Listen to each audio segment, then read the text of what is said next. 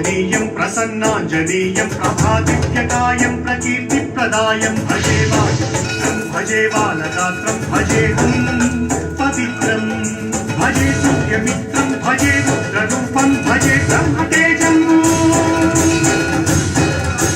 అది రామాయణ మహాయుద్ధం భీకరంగా సాగుతోన్న తరుణం. శ్రీరామచంద్రుని సారథ్యంలో వానర సైన్యంతో విజృంభిస్తూ లక్ష్మణస్వామి తనతో పోరాటం చేస్తున్న రావణుడి కుమారుడు ఇంద్రజిత్ తలని బాణంతో ఒక్క వేటుతో వేరు చేశాడు. ఇంద్రజిత్ మరణ వార్త విన్న రావణుడు ఆవేశంతో ఊగిపోయి ప్రతీకారం కోసం పాతాళ లోకాధిపతి తన సోదరుడు అయినటువంటి మహిరావణుడి సహకారం కోరాడు. ప్రభాతంబు సాయంత్రమీ నామ సంకీర్తనలు చేసి నీ రూపు వర్ణించి నీ మీద నేదండకం ప్రకటించేయ నీ మూర్తి కావించి నీ సుందరం పెంచి నీ రాసదాసుండనై రామ భక్తుండనై నిన్ను నే గొల్చెదను. నీ కటాక్షంబునన్ చూచితే వేడుకలు చేసితే నా మొరాలించితే నన్ను రక్షించితే.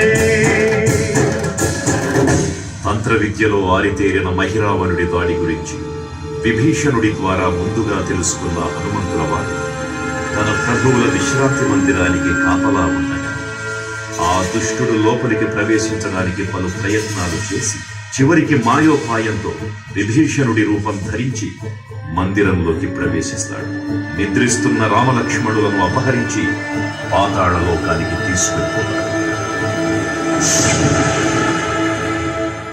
అంజనాదేవి గర్భాన్వయాదేవ నిన్నెచ్చనేరంత వాడన్ దయాశాలి వై చూచియుందాత వై దూచి దగ్గరం నిల్చియున్ తొల్లి సుగ్రీవకు మంత్రి వై స్వామి కార్యార్థమయ్యేగి శ్రీరామ సౌమిత్రులను చూచి వారిని విచారించి సర్వేసు పూజించి యవ్వాను చుంబంటు గాలించి వాలిని సంపించి కాదు సతిలకుంటు పాదులకి వీక్షించి కిష్కింధకే తెంచి శ్రీరామ కార్యార్థమై లంకకే తెంచియున్ కాల్చియుం యవ్వూమి చూచి ఆనందము పొంగిర్యాయుంగరం బిచ్చి ఆ రత్నముందెచ్చి శ్రీరాముగున్నిచ్చి సంతోషముంజేసి. తన ప్రభువులను కాపాడుకోవడానికి వాయువేగంలో పాతాళ లోకానికి చేరుకున్న ఆంజనేయ స్వామికి సగం మొసలి సగం వానర రూపంలో ఉన్న వింత జీవి ముఖద్వారం వద్ద కాపలా కాస్తూ కనిపిస్తుంది. ఆ జీవి మకరధ్వజుడు అనే తన పుత్రుడు.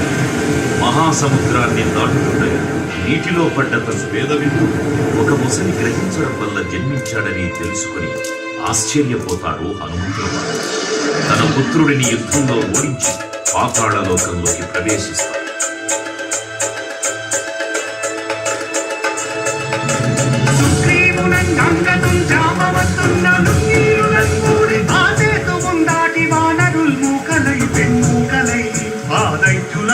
సగా రావణున్నంతగా తిరుద్దుండుగా వచ్చి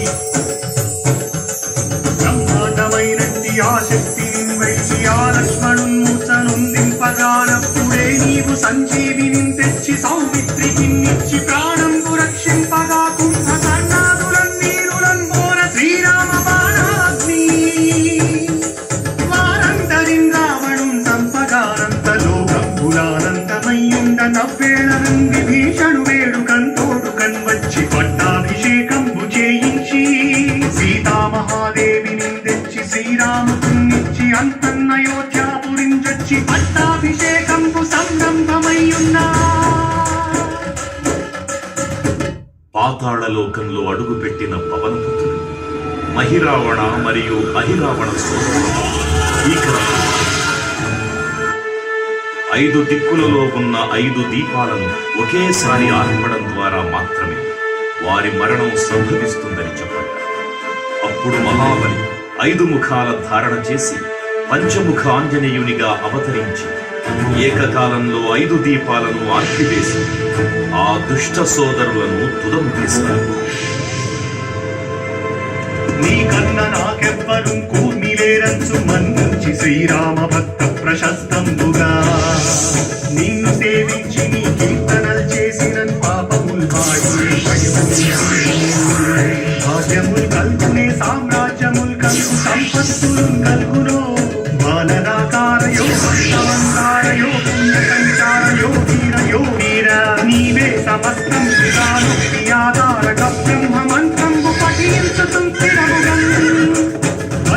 దేహంపును దాచి శ్రీరామయంచున్ మనస్ఫూటమైన ఎప్పుడు తప్పకన్ తలసు నా జిహ్వయందుండి నీ దీర్ఘదేహం త్రైలోక్య సంచారివై రామనామాంకిత ధ్యానివై బ్రహ్మతేజంబురం రౌద్రనీ జ్వాల కల్లోల వీర హనుమంత ఓంకార శబ్దంబులం భూత ప్రేతంబులం పిశాచంబులం శాకిని ధాతిని త్యాతులం గాలి దెయ్యంబులం నీరువానంబులం చుట్టి నేరంబులం పట్టి నీ ముష్టి ఖాతంబులం బాహుదండంబులం రోమఖండంబులం తుంచి కాలా తిరుగుతుండవై నీవు బ్రహ్మ బ్రహ్మాహితంపై నీ విద్యలేజంబులం చూచి రాలోని నా ముక్తు నరసింహయంచు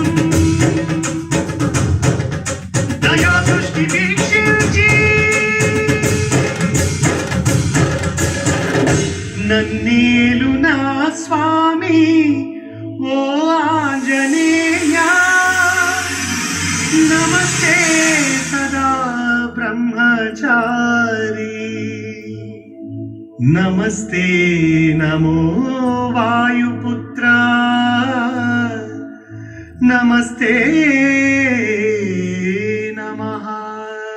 తూర్పు దిక్కున చూసే శ్రీ హనుమాన్ ముఖం సర్వ పాపాలను హరించేదిగా, దక్షిణ దిక్కున చూసే శ్రీ నరసింహుని ముఖం శత్రుభయాన్ని పోగొట్టి విజయం చేకూర్చేదిగా, పశ్చిమ దిక్కుని చూసే శ్రీ గరుడ ముఖం భూత ప్రేత తాంత్రిక భయాలను పోగొట్టేదిగా, ఉత్తర దిక్కు వైపు చూసే శ్రీ వరాహ ముఖం గ్రహదోషాలను హరింపజేసి అష్టైశ్వర్యాలను అందించేదిగా, ఆకాశం వైపు చూసే శ్రీ హయగ్రీవ ముఖం విజ్ఞానాన్ని, విజయాన్ని, ఉత్తమ జీవిత భాగస్వామిని అందించేదిగా పురాణాలు చెబుతున్నాయి. కావున భక్తులారా, అన్ని విధాలుగా మనలను ఆపుకుని శ్రీ ఆంజనేయ స్వామిని మనసారా స్మరించుకుని ధరించండి. శ్రీ శ్రీ శ్రీ మహావీర బజరంగ బలికి జై.